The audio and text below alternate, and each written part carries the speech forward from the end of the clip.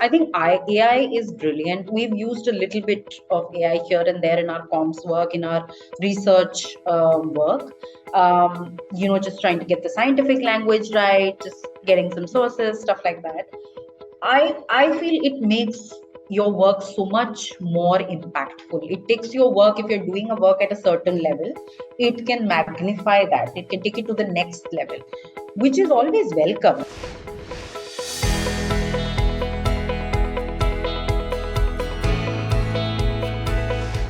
I am a professional with 16 plus years of experience. I have worked across different sectors and different domains. I've worked in corporates as part of, like a KPO. I've worked in the CSR sector. I've worked with different kinds of non-profits. I've ran my own social enterprise for a few years. So I have a very diverse background, and there's like a zigzag journey that I've been through. And how I landed up in communications is a very interesting story, because by qualification, I'm not a communications person. It's purely out of passion. Every role that I've been a part of, every professional journey that I've had, communications or data has been an integral part of it. Right from my first job, which had nothing to do with social impact space, I worked very closely in data, in creating reports and communicating stories and numbers in a very relatable manner.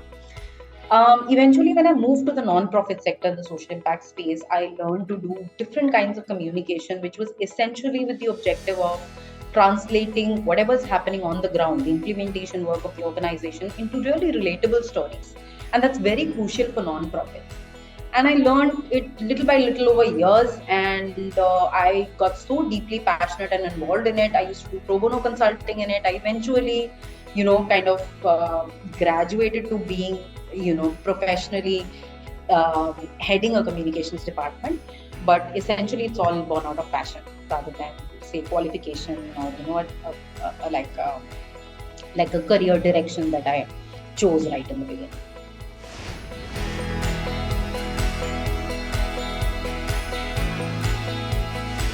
Actually, very recent campaign. So, and give you a little background to it. I am currently heading communications and program strategy for a non-profit called CAPID. CAPID stands for Cancer Awareness, Prevention and Early Detection. And as the name suggests, we work in this space. We talk to people about cancer. We find really engaging ways of spreading awareness about cancer, and then motivating people to actually take preventive steps towards protecting themselves from cancer, right? So you can imagine a topic like cancer and communicating about it, even with youngsters, talking about all of these serious topics in a manner which doesn't scare people off, but interest them enough so that they read and get to know more about it, or learn more about it, attend one of our sessions. That's quite a challenging thing. So we come up with really interesting and engaging campaigns every now and then. One particular one which we did in January this year, and January is Cervical Cancer Awareness Month, if you didn't know that. So we do a unique campaign every year. So this year we did something called Cancel Cervical Cancer. And this was a hugely successful campaign, because what we did in this was we had one volunteer or intern or whoever or supporter of CAPID post a photograph with the hashtag, with a placard with the hashtag Cancel Cervical Cancer on their Instagram in collaboration with CAPID page. So it was like 30 people, 31 people actually, January has 31 days, 31 people who were part of CAPID, who were volunteers with CAPID, who were supporters of CAPID, or some of them even didn't know about CAPID. All of those people, one each day, standing up for cervical cancer, talking about cervical cancer. And through that, we were able to reach a lot of people, because, people on their page were able to see what cervical cancer is. They went onto our page, they learned more about it. So it was a hugely successful campaign for us, and my team worked extremely hard to make that happen. It was really tricky because we had a bunch of posts lined up, so coordinating with everyone and doing that, as difficult as it was, as challenging as it was to do all of that. But at the end of the month, when we saw the numbers as to how many people actually got to know about cervical cancer, they reached out to us and told us, what an amazing campaign, this is such a unique way. So that was really fruitful. It's my favorite campaign so far.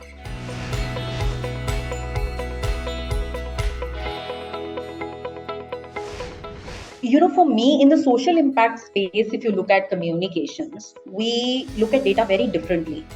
So even within the communications and social impact space, the data for us does not limit to the data of, say, digital outreach or how many people participated in the campaign and all of that, but the data of our on ground work as well, which is like the more important part of it. So like I was telling you that we have field activities, we facilitate cancer screenings, we take patients who turn screen positive to further diagnosis, treatment, etc. So all of these numbers, how many camps we held, how many people we screened, how many people we took for further diagnosis, how many door-to-door visits we made, all of those are metrics that are important to me. And these are the data that feed into the stories that happen, on our social media, on our website, in our newsletters, in our case studies. So that data forms the chunk of what CAPED communicates or uses to tell our story. That is the most important metric for me personally. But when you talk about campaigns, or when you talk about passive stuff that we do on digital media, basically, in terms of metrics over there, what is important to me is the organic digital outreach, like any other organization. How many people are actually engaging with my post organically rather than through paid promotions or things like that, right? So that is a huge metric that is important to me, because every time I have, say, for example, X number of unique people who engaged with our post or our page in some way or another, that's the number of people that we've been able to spread awareness to about cancer, in specific cervical cancer. That's the area that we picked up. So, and that is a huge number, because you would not believe that the awareness about cervical cancer in our country is abysmal.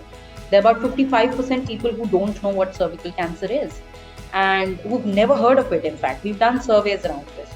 And even the 45% respondents who said they've heard about cervical cancer, half of them were confusing it with cervical, which is to do with the spine.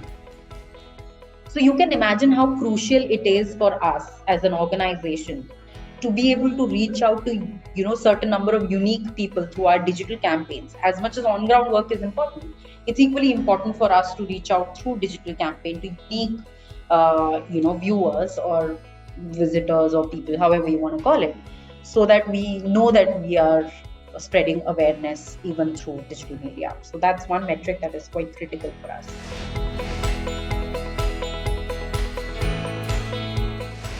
So PR, I believe, as far as I am concerned, or when I look at it from the lens of a social impact space, I believe PR is an essential component to your marketing.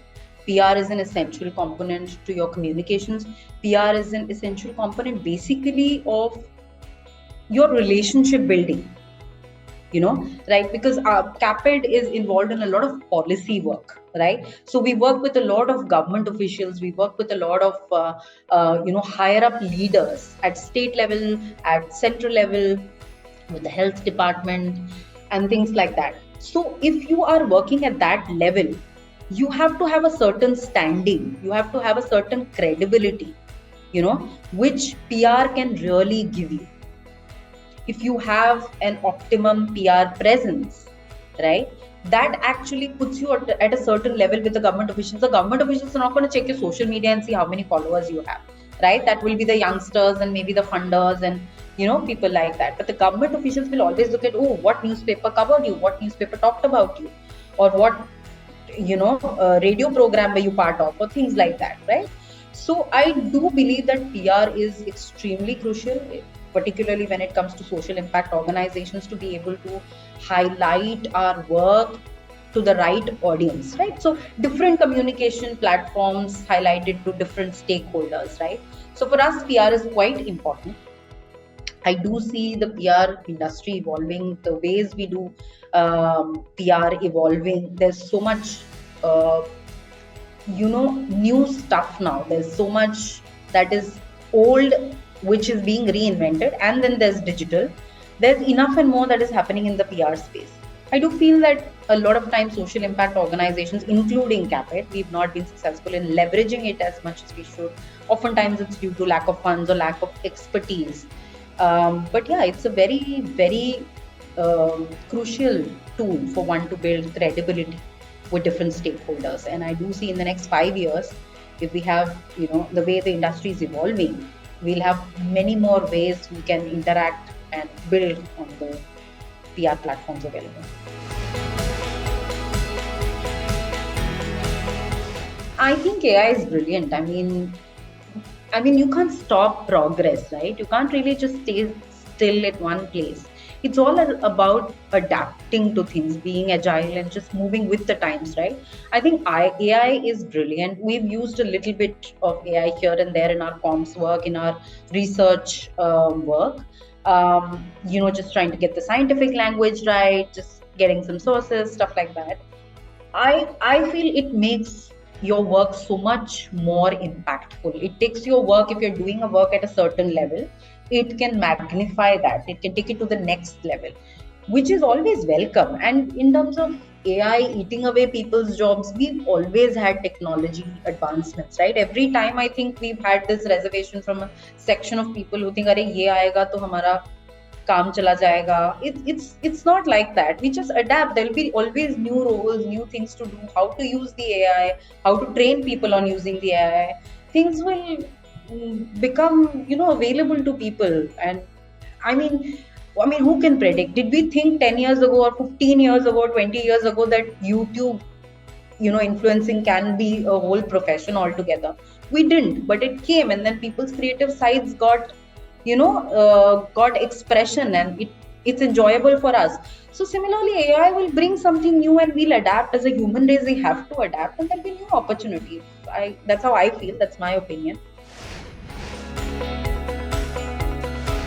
So, like I said, I'm not really a professionally qualified comms person. It's more passion, and I've gotten the space to express that passion in this capacity is a huge deal for me.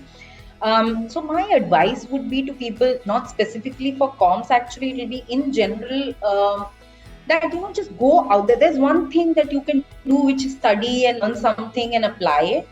But the actual learning and growing happens when you actually try your hands at things. The way I was able to realize that comms is my passion, and I can actually, tell stories really brilliantly, and people relate to it, and people appreciate it, because I went ahead and did it even though I was not qualified or required to do it.